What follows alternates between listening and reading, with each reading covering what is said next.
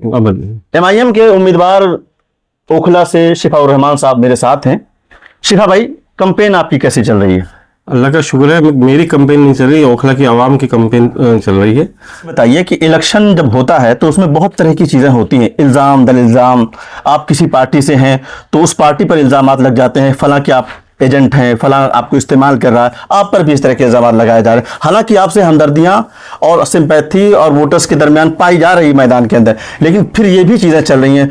तो वो जो वोटर है जो आपके बारे में सोच तो रहा है, लेकिन वो वोट में कन्वर्ट कैसे हो, इसके लिए आपके पास क्या स्ट्रेटजी है, क्या बातें आप कर रहे हैं लोगों से? आपने दो सवाल किए हैं, एक सवाल में दो सवाल किए हैं जी, और मैं दोनों से सवालों का जवाब दूंगा। पहला सवाल ये कि आपने कहा कि AIM को असदुद्दीन साहब को बी टीम बताया जाता है। जी, मैं आपको सबसे पहले आपसे ये जानना चाहता हूं कि हरियाणा के अंदर कांग्रेस और बीजेपी का इलेक्शन था, तो इसका मतलब आम आदमी पार्टी बीजेपी की बी टीम है। गुजरात के अंदर कांग्रेस का इलेक्शन था, आम आदमी वहां घुसी जाकर, तो इसका मतलब गुजरात के अंदर आम आदमी पार्टी बीजेपी की बी टीम है। गोवा के अंदर कांग्रेस को हरवाया गया, तो इसका मतलब ये हुआ आम आदमी पार्टी बीजेपी की बी टीम है। सवाल ये उठता है कि हमें और दिल्ली के अंदर बीजेपी की बी टीम बताया जा रहा है, क्या ये कहकर हमें से कब तक वोटों की लूट करते रहेंगे? हमारे जो इश्यूज हैं उनको छुपा दिया जाता है, हमारे इश्यूज को रेज नहीं किया जाता, हमारे इश्यूज को ढक दिया जाता है, क्या कहकर बीजेपी जीत जाएगी अगर यहाँ आप लोगों ने वोट का बंटवारा किया। हम ठेकेदार नहीं है बीजेपी को हराने के, हम ठेकेदार नहीं है, हमने कोई कॉन्ट्रैक्ट नहीं ले रखा बीजेपी को हराने का, जिताने का। हमारा मकसद है अपनी लीडरशिप कायम करना, हमारा मकसद है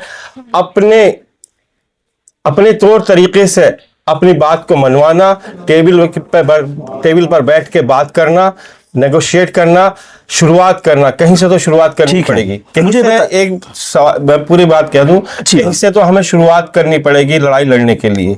ठीक है, हम लड़ाई लड़ने के लिए आए हैं। दूसरे सवाल ये कि मैं हमदर्दी बटोरने नहीं आया। ओखला के अंदर जामिया नगर के अंदर जो NRC शुरू हुआ था, CA-NRC का जो शुरू हुआ था, वो जामिया में हम लोगों ने मैं उस वक्त अलुमनाई प्रेसिडेंट था, जामिया के तलबा ने उस प्रोटेस्ट को शुरू किया और ये प्रोटेस्ट पूरे हिंदुस्तान के अंदर एक आग की तरह फैला। हिंदुस्तान के यूथ को जगाया, उस यूथ को जगाया जो दो हिस्सों में बंटने जा रहा था। NRC अगर CA आ जाता तो हिंदुस्तान के मुसलमानों को दो हिस्सों में बांट दिया जाता। एक हिस्सा वो जिनके पास पेपर पूरे हैं, एक हिस्सा वो जिनके पास पेपर अधूरे हैं। अधूरे लोग हमेशा धक्के खाते रहते, कोर्ट कचहरी के धक्के खाते खाते वो कब्र तक पहुंच जाते।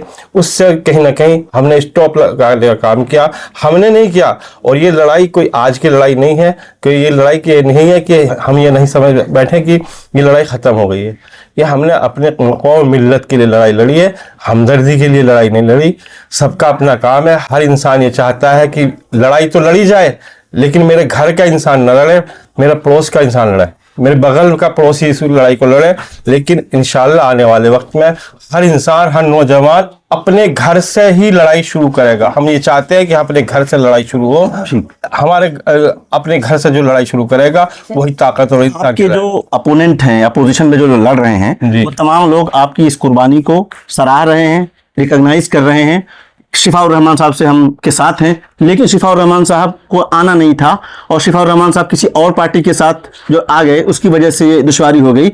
उन्हें लड़ना था तो पहले बताते, हम सीट खाली कर देते, हम लड़ाते, हम अपनी पार्टी से बात करते। इस तरह की बातें हो रही हैं। जब आ गए तो तब वापस कर देना चाहिए था, जब आ गए तो तब वापस करना चाहिए था। अगर इतने हमदर्द थे तो हमें हमदर्द, मैं देखिए सवाल ये नहीं है, मैं ओखला के इस इलेक्शन के, ये इलेक्शन ओखला का कोई नाली सड़क बिजली के लिए इलेक्शन नहीं लड़ा जा रहा।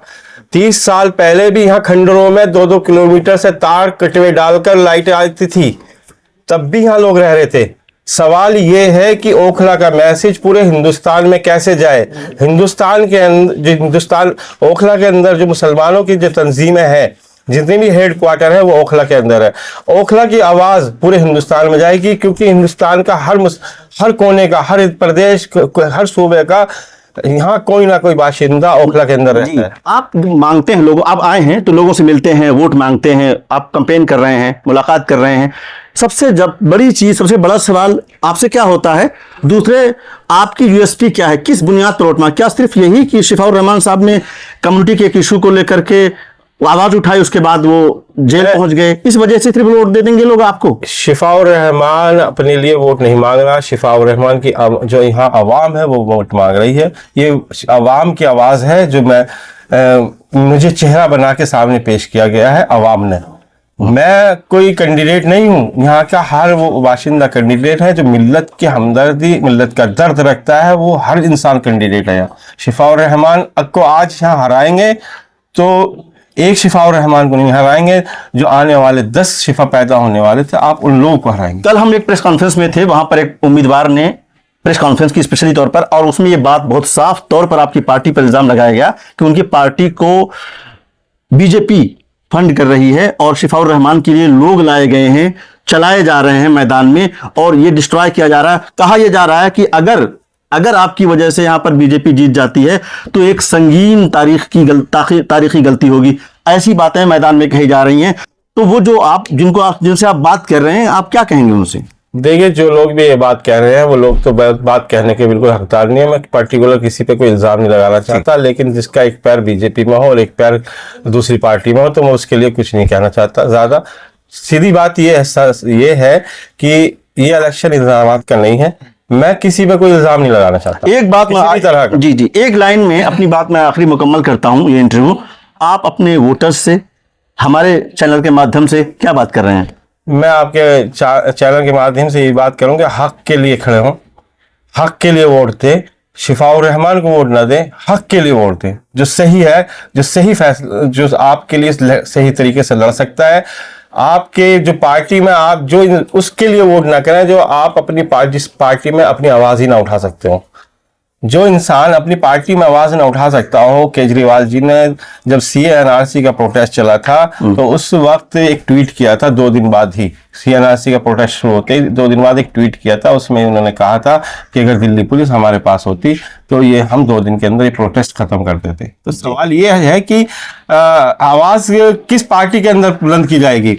आपकी आवाज को बंद कर दिया जाएगा, जब चुप कर दिया जाएगा तो आप कहाँ बोलेंगे? जहां आप खुल के बोल सकते हैं, तो जब तक हम अपनी लीडरशिप तैयार नहीं करेंगे, अपने लोग तैयार नहीं, वहां हम उसके अलावा हम कहीं बोल ही नहीं सकते। बहुत बहुत शुक्रिया। ये थे शिफाउर रहमान साहब जो MIM के उम्मीदवार हैं ओखला से। इन्होंने अपनी बात की, अपने दिल की बात की, अपने इश्यूज पर, मुद्दे पर बात की। अपोजिशन जो इल्जामात इनके पार्टी पर इन पर लगा रहे हैं उस पर भी इन्होंने बात की है, और आखिर में इन्होंने ओखला के वोटर्स को संदेश देते हुए उनसे अपील की है कि हक का साथ दें। अब देखना यह होगा कि आने वाली 5 तारीख को ओखला का वोटर क्या फैसला करता है, इसलिए कि इस बार का इलेक्शन पिछले 20 साल के इलेक्शन से बिल्कुल डिफरेंट है।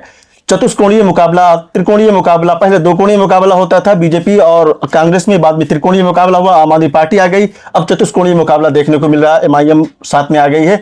तो अब देखना यह होगा कि क्या ओखला की तारीख 8 तारीख को कोई बदलेगी। बहुत बहुत शुक्रिया।